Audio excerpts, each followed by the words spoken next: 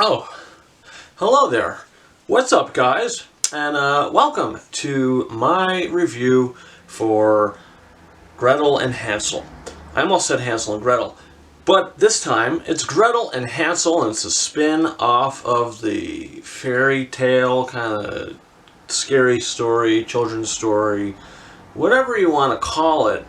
This mythical tale of two kids, Hansel, Gretel. They find a witch in the woods, basically the witch eats the kids, whatever the case may be. This is a twist on that story.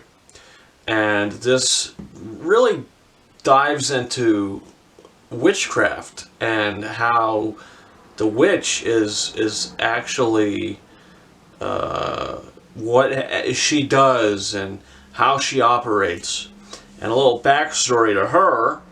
And we have Gretel in this film, played by Sophia Lillis, who was actually young Beverly in the It movies, where she's great in those movies.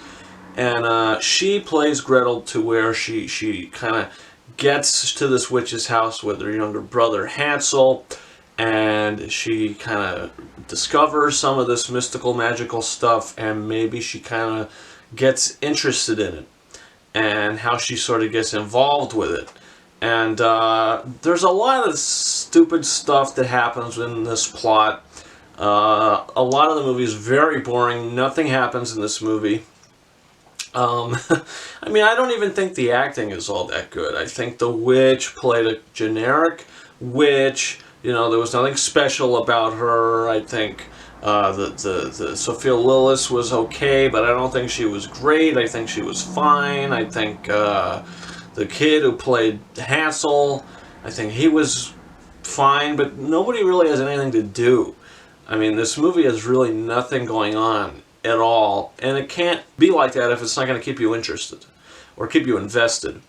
And I could have cared less. The movie starts out, it's very weird, where we see kind of this where the kids are and where they're going and what they're doing in life and how they get in the woods and why they're in the woods. It's just all a little strange and a little abrupt, actually. And finally, when we do get in the woods and we do meet this witch and we are in this house and there's all this stuff going on, which really is nothing going on. It's very dull. This is a very dull movie, and it's a very boring movie. And it's not a very pleasing movie to look at. I mean, sure, the cinematography it's okay because it's done in that full screen kind of frame rate.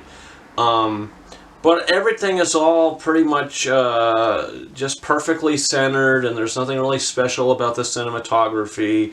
So, I mean, I left the theater tired. I left worn out, and this movie is not even an hour and a half long, but it feels like it because there's nothing really going on, and you're kind of like, okay, let's get out of here already. And finally, when the film ends and the way it concludes, you're like, did we really need this movie? Like, what is this? A quick cash grab? I mean, what's going on here? There's no message. There's nothing. This is a bad movie. Did I hate it? No, I don't think I hated it, but I certainly didn't like it. And I'm going to give Gretel and Hansel, I'm going to give it 1.5 out of 5 stars. I mean, some of the cinematography was good.